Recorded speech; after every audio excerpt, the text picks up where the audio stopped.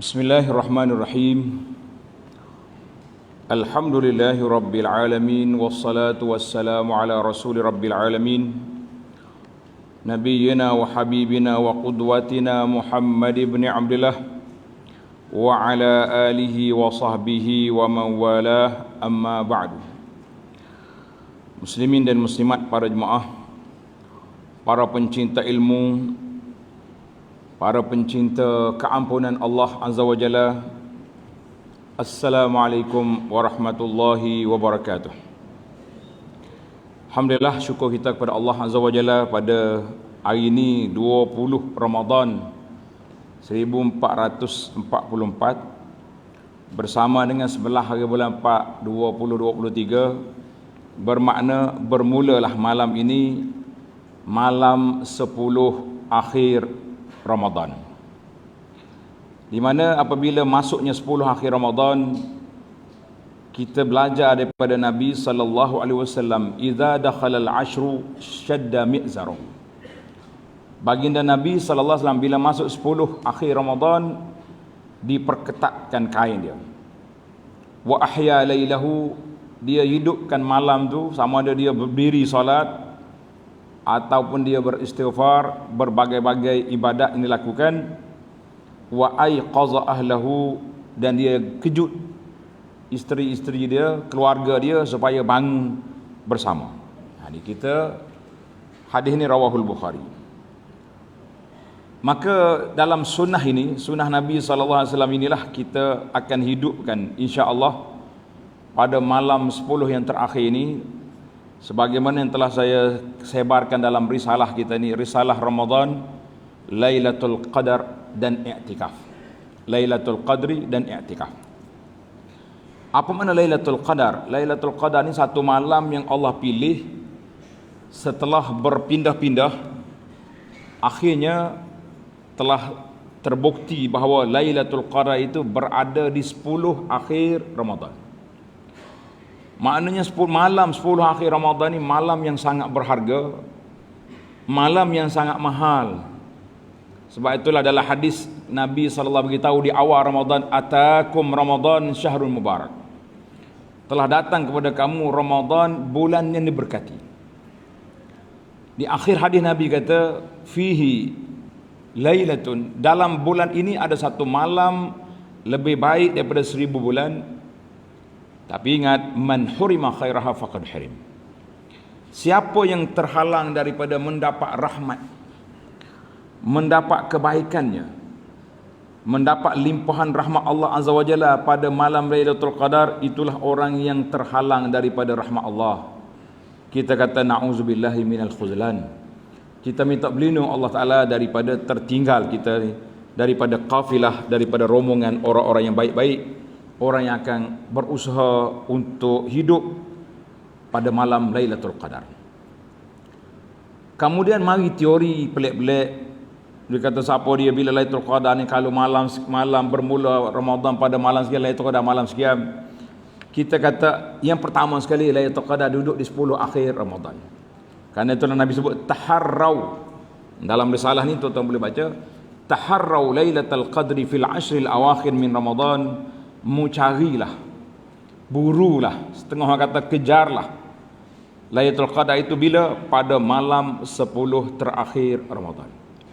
Kemudian ada lagi kata berlakunya pada malam witir, malam 21, malam 23, 27, 29. Yang pentingnya para ulama dalam kajian mereka mengatakan malam itu berpindah-pindah. Ada 21, ada 23, ada kata 27. Kita tak usah duk berteori. Macam mana kita nak semangat, nak kuatkan semangat kita sekarang ni, iaitulah kita tak mahu teori-teori. Yang orang duk teori itu melemahkan semangat. Ada orang kata bukan melemahkan semangat, teori itulah kita malas tu kita nak kejar. Habis kalau malas tu je kejar, malas lain tak kejar, kita kata rugi. Maka jangan kita termasuk dalam mahrum, orang yang terhalang daripada rahmat Allah untuk beribadat pada malam Lailatul Qadar. Tentang kelebihan Lailatul Qadar ni tuan-tuan dan puan boleh baca dari risalah yang saya dah bagi. Cuma kita nak motivasi di sini bagaimana kita nak hidupkan ihya pada malam-malam yang sangat berharga, malam yang sangat mahal, malam yang sangat hebat ini, satu malam kita beribadat gandaan pahala alf syahrin, 1000 bulan. 1000 bulan ni ahli matematik kata 83 tahun 3 bulan.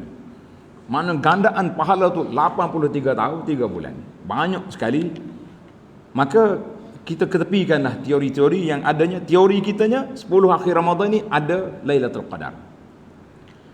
Ada sebahagian ulama mengatakan Lailatul Qadar sudah diangkat. Itu pokok Syiah, kita ketepikan dia, kita ambil hak kita.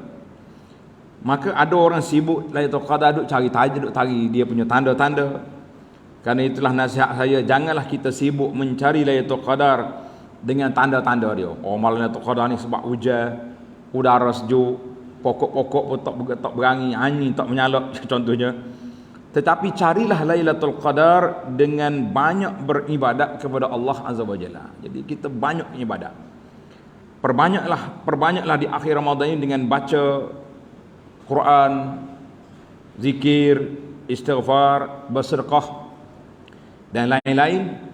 Di antara doa yang diajar oleh Nabi sallallahu alaihi wasallam, kata semua, Allahumma innaka afuwun tuhibbul afwa fa'fu anni. Allahumma innaka afuwun tuhibbul afwa fa'fu anni. Boleh ingat dah? Tak ingat kita tulis wi. Nah, Allahumma, ya Allah ya Tuhanku, innaka afu, engkau ni afu, suka memaafkan. Tuhibbul afwa, sifat Allah Ta'ala tu al-afu, memaafkan. Suka memaafkan hamba dia, fa'fu anni, maaflah padaku kesalahan-kesalahan kita. Dan kita minta juga, jangan lupa, maafkanlah kepada kesalahanku, dua ibu bapaku, orang-orang yang kita sayangi di kalangan keluarga kita, ahli-ahli jemaah kita yang ada di sini. Jadi kita minta Allah Ta'ala maafkan kita. Sebab dalam hadis Nabi sebut, walillahi mutaqa'um minan nar, Allah Ta'ala ada senarai orang yang dimerdekakan daripada api neraka pada setiap malam Ramadan. Ada kata pada ketika nak berbuka puasa. Yang pentingnya setiap hari ada senarai. Maghfiratun, keampunan Allah Azza wa Jalla. Ada pun hadis yang mengatakan awal maghfirah, awal rahmat, tengah maghfirah, akhirnya itqu minan nar. Kita kata hadis itu tidak sahih. Yang sahihnya setiap hari, setiap malam adanya itqu minan nar, adanya senarai orang yang dibebaskan daripada api neraka. Jadi apa yang kita nak buat? Cakap banyak pun tak guna. Kalau sekadar dengar saja, lepas tu balik tak jalan. Maka kita tak mau teori, kita nak amali. Amali yang kita nak buat, ingat ni para jemaah sekalian, yang pertama sekali, bila masuk 10 akhir ni, kita berusaha sangat-sangat supaya kita dapat salat berjamaah. 5 waktu berjamaah, lebih-lebih lagi pada waktu malam. Dan bila kita berjamaah Isya di masjid, maka ditulis baginya pahala separuh malam. Kita mari salat berjamaah salat subuh nanti, dia jadi pahala 1 malam. Kita salat berjamaah tarawih sekali dengan imam sampai sudah, supaya tidak terganggu tuan-tuan. Malam ni malam 10 akhir ni kita akan break sehingga 20 saja. Kita tak tangguhkan witir di akhir malam. Sebab ada orang nak witir akhir malam. Jadi kalau imam solat witir awal, dia lari. Bila dia lari, dia tak sudah sekali dengan imam, rugi dia punya pahala, gandaan pahala, bonus pahala qiyamul lail. Jadi orang yang solat sekali dengan imam sampai sudah, maka diberi pahala qiyamul lail. Bermakna tuan-tuan dan puan-puan, satu malam kita ambil malam 10 akhir ni, biar kita dapat 2 kali pahala qiyamul lail. Qiyamul lail fardu, isya, subuh. Qiyamul lail sunat, kita solat tarawih bersama dengan imam sampai sudah. Dan jangan lupa, untuk nak panjangkan tuan-tuan dan puan-puan berada di masjid, beriktikaf, selepas tarawih kita masuk lagi beberapa 40 minit atau lebih, iaitulah kita bertadarus baca Quran. Duduk, jangan lari, duduk sini, kita baca Quran. Supaya tempoh kita berada di masjid daripada pukul 8.30 sampai ke pukul 11, bermakna kita ada 9, 10, 11, 2 jam lebih kita berada dalam mood iktikaf. Iktikaf pada malam 10 akhir Ramadan. Kalaulah malam tu malam Lailatul Qadar, nafuzu fauzan aziman, kita akan dapat anugerah yang besar, beriktikaf sampai 2 jam 3 jam di masjid.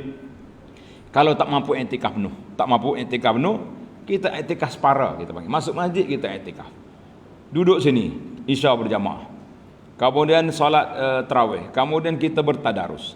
Tadarus kalau kita kata tak nak ikut orang, jangan keluar daripada masjid, duduk belakang-belakang tu baca seorang. Jangan dengan suara yang kuat contohnya. Yang pentingnya biar kita duduk lama dalam masjid. Kalau kita boleh iktikaf penuh, tak keluar-keluar sampai ke sahur, lagi baik. Jadi itulah nasihat kita, peringatan kita kepada para jemaah sekalian. Marilah kita hidupkan malam yang 10 ini.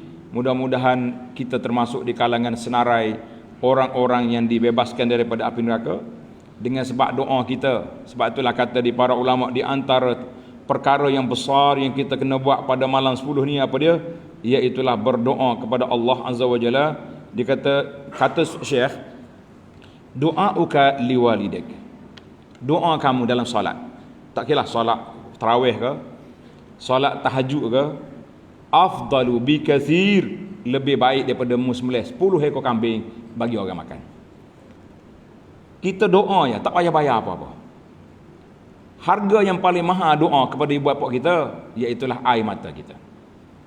Biar kita boleh doa, Rabbi ghafirli wa liwalidayya, ya Allah ampunkanlah aku dosa aku dan dua ibu bapa aku. Ya Allah bebaskan kami daripada api neraka dan dua ibu bapa. Jangan lupa dua mak ayah ni, kita sayang ke tak sayang, mesti sebut.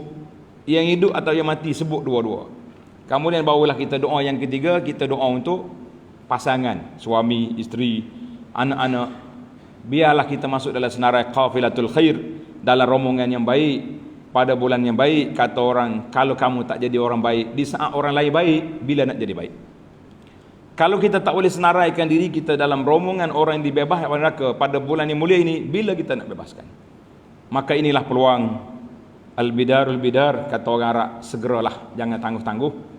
Teori-teori yang kata malam tu kita ketepikan, kita pulun 10 malam terakhir ni, selagi tak istihar raya, kita akan solat tarawih, kita akan solat tahajud, kita akan baca Quran, kita akan apa saja ibadat yang boleh kita buat, kita lakukan. Demikian jugalah kalau ada teori kata baca surah-surah tertentu je, dah khatam Quran dah, kita kata tak payah berteori, kita amali, kita nak buat kerja, sebab kita nak keampunan Allah Azza wa Jalla. Mudah-mudahan Allah Ta'ala, Allahumma wafiqna liqiyam, Allahumma inna ala siyam wal qiyam wa tilawatil Quran wa wafiqna liqiyami lailatul qadri imanan wa ihtisaban. Ya Allah, anugerahkanlah kepada kami pertolonganmu untuk kami beribadat, berqiyam, berdiri pada waktu malam, baca Al-Quran, dan juga taufiklah kepada kami dapat beribadat sebanyaknya pada malam Lailatul Qadar, dan senaraikan kami, dua ibu bapa kami, orang-orang yang kami sayangi, termasuk di kalangan hamba-hambamu yang telah disenaraikan bebas daripada, tidak akan disentuh oleh api neraka walaupun sekejap. Amin ya rabbal alamin. Rabbana taqabbal minna innaka antas samiul alim wa tub alaina innaka antat tawwabur rahim waghfir lana innaka antal ghafurur rahim. Wa akhiru da'wana anil hamdulillahi rabbil alamin. Wassalamu alaikum warahmatullahi wabarakatuh.